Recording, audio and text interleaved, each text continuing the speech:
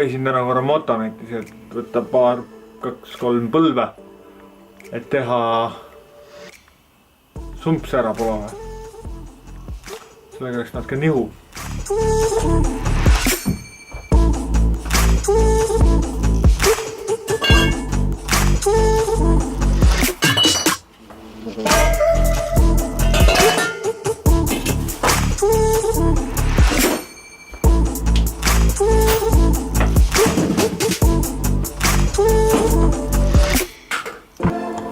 Ma ei suuda sealt kuidagi niimoodi välja tulla, et ainult ühte asja ostaks, aga nüüd on aeg riided vahetada. Ja ongi riidus. Nii. Nüüd on aeg polo sisse ajada. Proovime summuti küljest ära võtta täna ja vaadata, kas meil on veel midagi vaja, et panna uus sinna külge. Ja kuidas ta läheb sinna.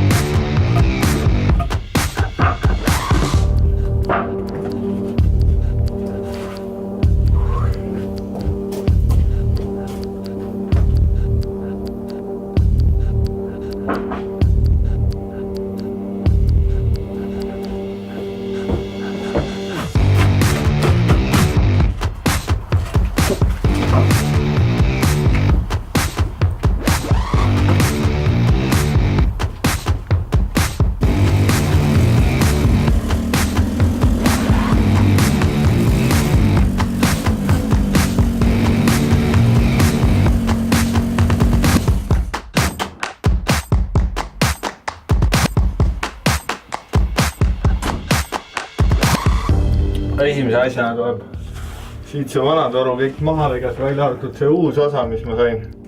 Esimese põlv. Või noh, leegitoru, kuidas keegi ütleb selle kohta. Ja kuna siin on kõrv ka, tegelikult siin leegitoru kõrva. Ja kuna see ühendus on väga kehva, siis see on koonuse ja süke ja seal poolid ajad seda koos, mis ei hoia teda väga koos.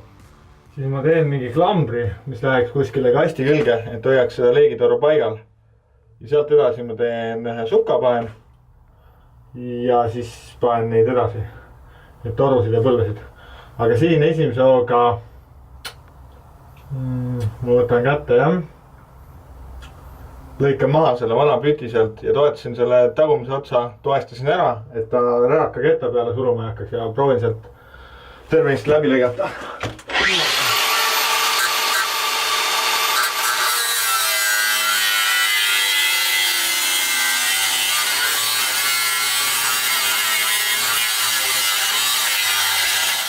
Nüüd hakkame siit tagant poolt pihta. Ja siis esimese asjana peaks, kuigi peaks nagu eest tahapoole panema, siis tegema seda, siis ma esimese asjana tegelikult teen tagumise püti kinnitused ära. See peaks minema siis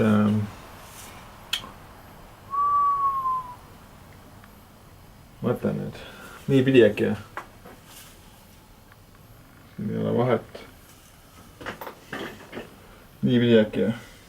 On võiks olla. Võib täitsa küll. Et ma panen selle paika ära. Teen talle kinnitused ja panen ta siis selliste kummitrippidega, mis käivad boltidega. Sest mul on enne probleeme olnud, et need tavalised kummitripid, kuna ta on nii äik, siis hüppavad lihtsalt lahti. Ma panen nendega, saab boltidega kinni panna. Saan ta ära fikseerida alguses ja siis ma saan edasi vaadata, sest et kuigi tavaliselt käib see summutitoru üle silla, siis see on nii palju madalam, et sinna ta ei mahu lihtsalt ära. Et ma pean sealt alta läbi taoma ja ma ei tea, kas ma üldse nendest juppidest nagu saan selle kokku. Aga mis seal ikka, keevitame siia külge kinnituskõrvad. Ma märkisin juba tegelikult ära selle, et kus kohta ma peaks need panema. Paneme sinna külge lihtsalt poldid, et ma saaks sinna külge need kummitripid panna. Paneme ta paika, vaatame, kuidas ta jääb istuma ja sealt saame edasi minna juba. Ja üks väga nipp veel, et kui kunagi hakkate keevitama ja tahate keevitus kinni tõsta ja tegelete normaalsete materjalidega ehk siis plekid, värgid, särgid, siis ostke tiigikindad, et need on kitsenahast tiigkeevituse kindad, keevitamise kindad. Ja need keevituskindad, mis on need paksud, need on mõeldud põhimõtteliselt elektrikeevituse keevitamiseks ja kui sa tahad mingit sularauda endale käes hoida, et aga nad on nii paksud, et nendega ei tunne mitte midagi, et auto juures need väga ei sobi, et kui siis sellised. Väga hea.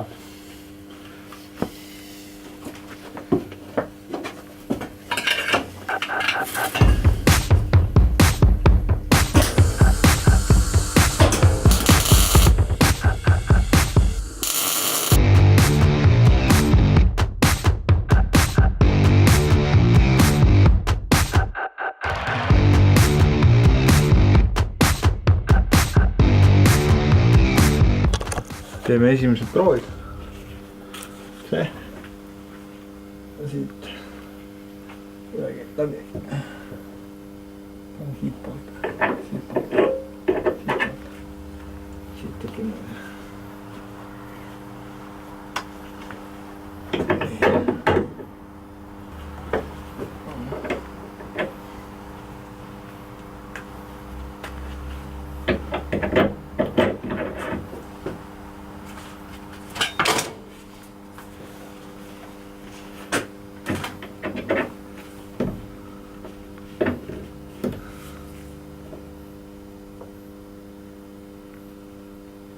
Tundub, et on päris hea kõrguselt.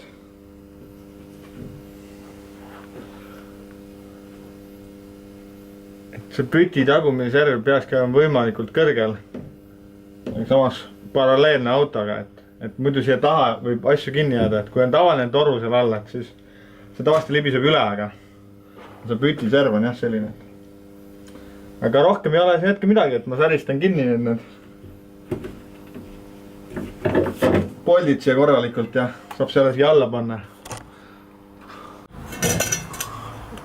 Nüüd panin selle tagumise püti paika, ma arvan, et ma lõikan tegelikult selle toru ka enam-vähem lühemaks siit otsast, et saab enam-vähem vaadata, kus kohta peaks eest välja jõudma see toru. Aga siin ma näitan ühe nipi, et siin on näha, siin poole need, et märkisin ära joone siia peale. See peaks lõikama. Aga et seda lõigata sirgelt või märkida on suht raske need joonistada see peale. See on tegelikult väga süke lihtne nipp. Tavalise A4 paberi. Siin ei ole muud vahet, kui et ta peab olema selles mõttes sirge servaga. Ja kui sa selle paberi rullid ümber selle toru, niimoodi, et ta otsad jäävad täpselt tasa. Nii. Ja kui sa nüüd siit servast tõmbad joone, siis see on täpselt sirge. Et torude lõikamise juures, kui kunagi vaja on, et siis see on väga hea nipp. Ta võiks olla mingi papp või midagi, et paksem oleks, aga saate aru. Ja nüüd selle joone järgi lõigates võiks tulla nagu silge kõige. Aga kuna mul ei ole sükest mingit pinki, teed olema sükesed rauasaa pingid, kus on lõikeketas otsas, siis paneme käsi relaka, vaatame, kas tuleb enam-vähem sirge.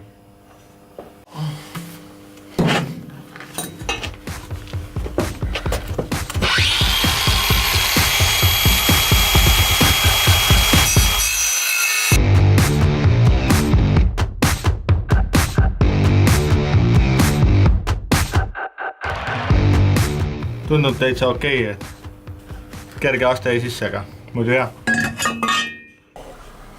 Nüüd on enamus sellest esimesest osast tehtud. Või noh, siit, et praegust on lihtsalt punktid peal ja eks ta natuke siuke imelik jääb, aga noh, ma ei tea, kui palju siin originaal see keeras ja kuhu poole siuke tuleb, aga kui teete siukseid summuteid või asju, siis kindlasti punktiga kinni ja alati vaadake ka, et kui kõik on kinni, siis liigutage, et kuhu vastu käib, et mul käib praegu sealt tagant otsast vastu, et ma tean, et sealt täitsa tagant, kes sealt näha on. aga seda ma saan tegelikult reguleerida siit sellest kummilotist ka ja pärast kui ma sealt tagant ära lõikan ja põlve sinna otsa panen, siis ta läheb lühemaks ka, siis ta tohiks sinna vastu käia. Ma arvan. Eks siis vaatab, kui käib ka, et siis ta peab midagi muud matka ka. Aga hetkel ta nii on, et ma võtan selle esimese osa punktin, ei tea, et ma ei teegi seda. Ma arvan, et ma vist ajan ta välja ja teen see tagumise osa ka ära ja siis alles keevitan kinni, et praegu see 2 punktiga tegelikult hoiab piisavalt, et iga koht siis 2 punktiga. Aga proovin siis tagantpoolt ka teha. Nii, summuti on valmis. Panin ta siia maha.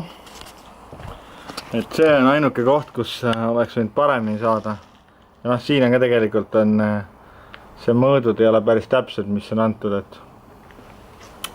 Ja siin on üks ühendusmuhv tuleb sinna vahele.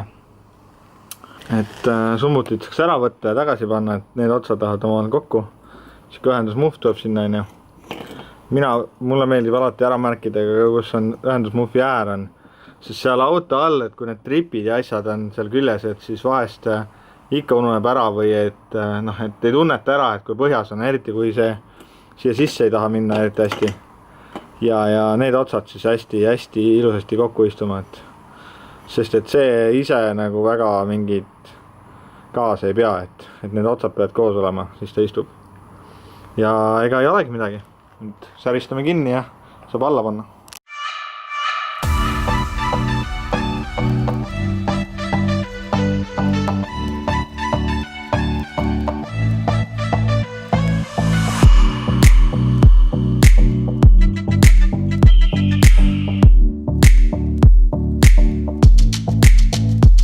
Öeldakse, et 4-5, kas ta ainult fokusseerib siin ära. Aga kõige paremad ei saanud need keevitused, aga koos nad püsivad ja kuskil mingid suuri auke vast sees ei ole, et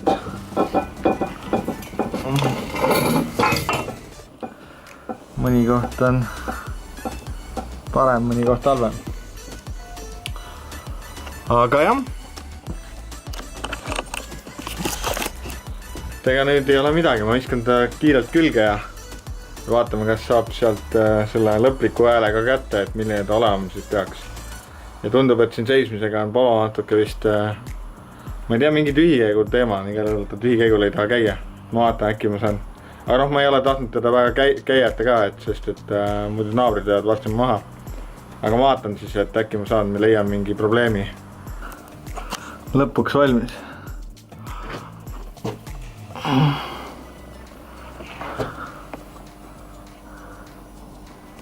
Ette välja.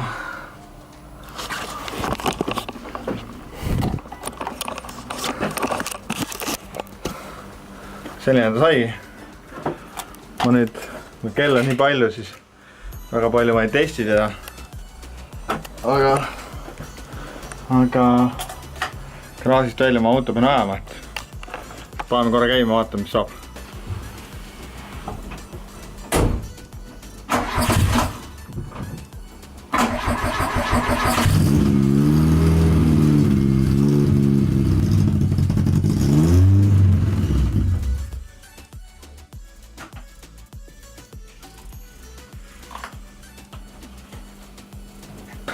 Ja nagu mu õnn ikka on, igal juhul nüüd suri aku ära.